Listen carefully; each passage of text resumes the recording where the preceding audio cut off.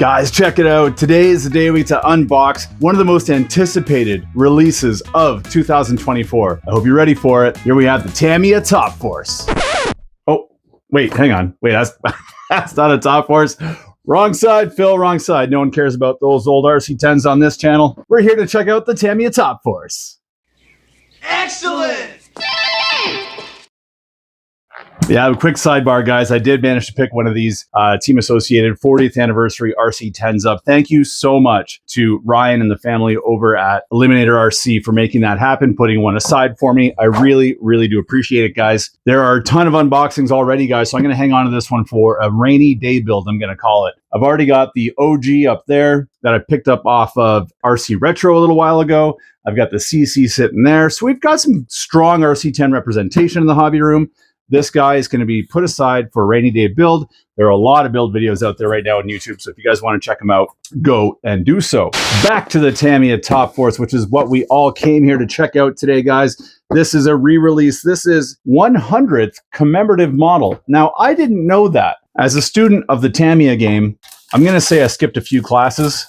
I was more so just attracted to the shiny things that jumped and made cool sounds. And knowing now that this is the 100th commemorative model, that makes it that much more special. Now, the Top Force was re-released in 2017. This is a re-release of a re-release, which Tamiya has been known to do in the past. And I thank them so much for doing it because I missed this in 2017. So I consider myself very fortunate to be able to get my hands on one now in 2024. The Tamiya Top Force was originally released in 1991, I want to say. And while it's not a fully race-bred buggy, it had a lot of race buggy characteristics. Double wishbone suspension, front and back, four-wheel independent suspension, oil-filled plastic CVAs, adjustable spring rates, adjustable turnbuckles. I believe it's got adjustable camber on it as well. The kit even comes with ball differentials front and rear, so you can adjust them to your track. And just look at the aerodynamics of that body. That body just screams, I want to go fast. Now, there have been a couple other iterations of this buggy that have come into Tamiya's catalog throughout the years. First of all, we'll talk about the more budget-friendly version, and that would be known as the Tamiya Manta Ray. Now, this body looks a lot different than the Top Force, that is for sure, but this is really just an economical version of a Top Force with a really funky body. Same idea, double wishbone suspension, front and back, plastic CVAs, four-wheel independent suspension, four-wheel drive. It's just that this chassis lacks a lot of the adjustability, and some of the higher-end components, like the FRP components that are in this box, don't exist here. Speaking of high-end components, and sparing no expense, Tamiya also came out with the Top Force EVO. Now, this is a piece of art. I've done a full video series on this, including a running video. I'll throw links to all of those videos down below. So if you guys want to check them out, you can. I strongly encourage you to, because this thing is really a piece of art. We're not going to dive into it. It's all about the regular Top Force here today. And this amazing design also makes for a great door wedge. Back to this Top Force, guys. We've got a few things to talk about before we open the box. You are going to need to supply your own radio, ESC, servo receiver, and battery pack. Check that out, guys. Oil damper, sealed gearbox with differential drive shaft and motor is included. I believe it just comes with the standard 540 Mabuchi. And then a little more awesome Tamiya artwork on the sides here. With all that out of the way, let's see what is in the box. Top Force, getting in that Top Force. Ooh, the whole box has a nice odor to it. Smells like winning races. And there it is, and it's wonderful Tamiya presentation. I love it when you get these really nice just pieces of folded cardboard. As simple as that is, it just adds to a little bit of a wow factor to opening the box.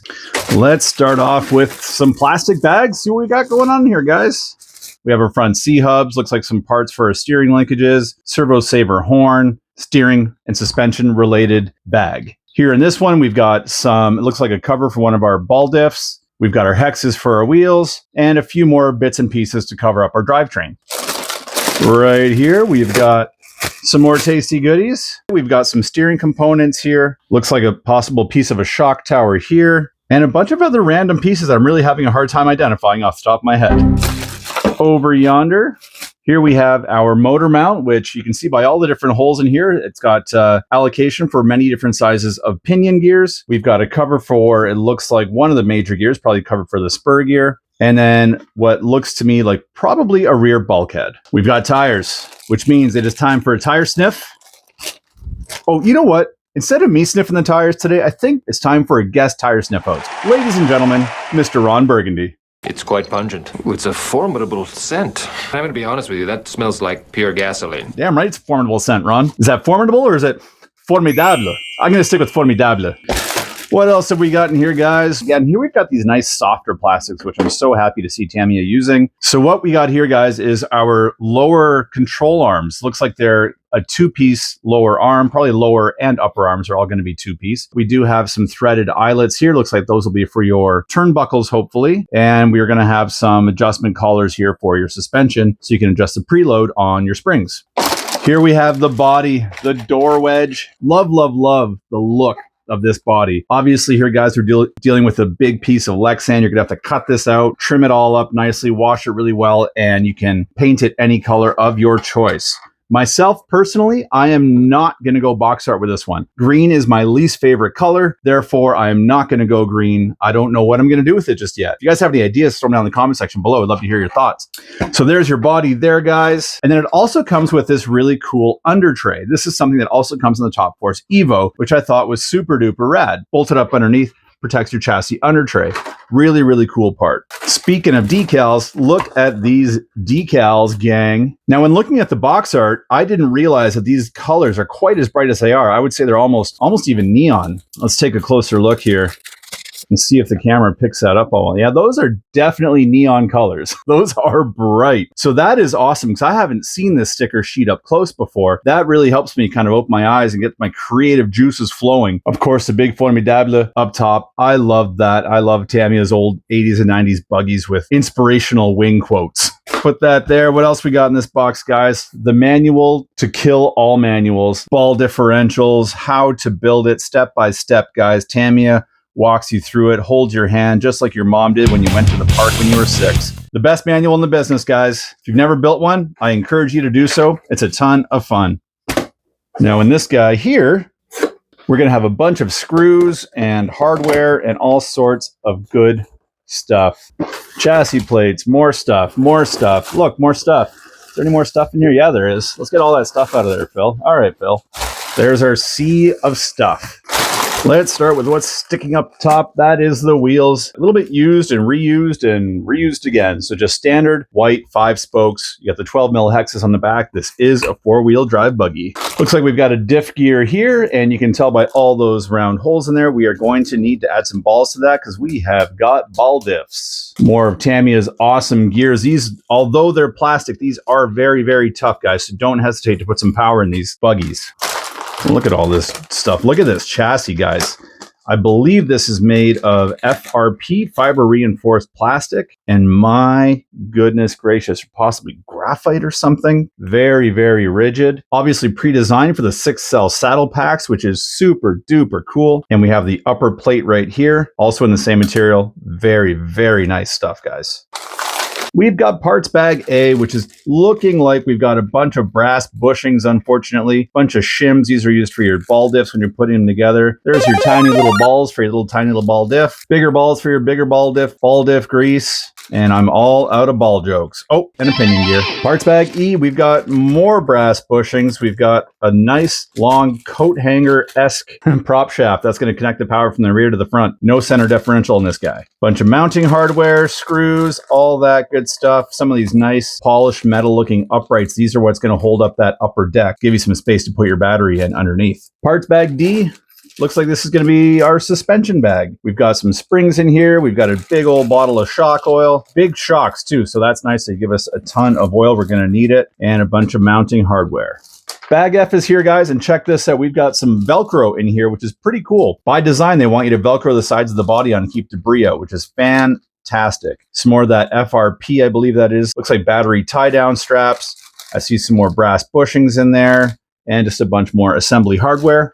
Here we've got bag B with a FRP shock tower, front or rear. I'm not too sure. Probably the rear. It's got a lot of different mounting positions and it looks pretty stout. So I'm going to say it's most likely the rear. Again, a lot more of these brass bushings floating around in here. So strongly recommend buying some ball bearings ahead of time if you go to buy this kit. We've got our out drives, our dog bones. Bag C, we have a lot of screw bags, which means this looks like it's going to be a pretty time-consuming build. I would say, especially if it's your first build, put aside at least 5 or 6 hours to work on this guy. Here we have another shock tower. That's the smaller of the two, so I'll say that's probably the front. And it looks like I see some sort of a universal shaft here. Oh my goodness, we do see a little universal shaft here. Made out of the dodgiest pot metal you've ever laid your hands on. Here we have front universals. That's pretty rad. What about a power plant? How about this genuine Tamiya motor? It's a 27 turn. It'll get it going, but I think this vehicle needs something a little more special than just your standard Mabuchi 540. We're going to put something a little snappier in there. Guys, the unboxing is winding down. We're almost out of stuff to talk about. We've got some front uprights, I think you call these. Spindles, uprights. I keep getting like real car terminology mixed up with RC car terminology. But they come in red, which is cool. A little front bumper. Look at that little front bumper. Another ball diff. And last but not least, our CVAs, which is a fancy Tamiya term for oil-filled shocks that are made of plastic. These do the trick. They're not, obviously if you're going to race this, I would strongly recommend going with the aluminum CVA or the aluminum oil-filled damper kit, just so you have a little more accurate tuning of your suspension. But just for overall driving around, bashing, backyard driving, whatever, these are going to do the trick just fine. So guys, that's it for the unboxing of the Tamiya Top Force. I hope you enjoyed today's video. If you did, please consider leaving a thumbs up, subscribing, hit the notification bell. Hit all the buttons, would you? Means a ton to this YouTube channel, and I'd really appreciate it. I got to get this thing built up now, and we've got nothing but sunny skies in the forecast, so I'm really looking forward to getting this thing on the beach and having an epic running video for you guys, so stay tuned for that. If you guys have any questions about the Tamiya Top Force or anything else going on in the channel, throw it down in the comment section below. I'm always happy to get back to each and every one of you guys. And until the next time, be excellent to each other.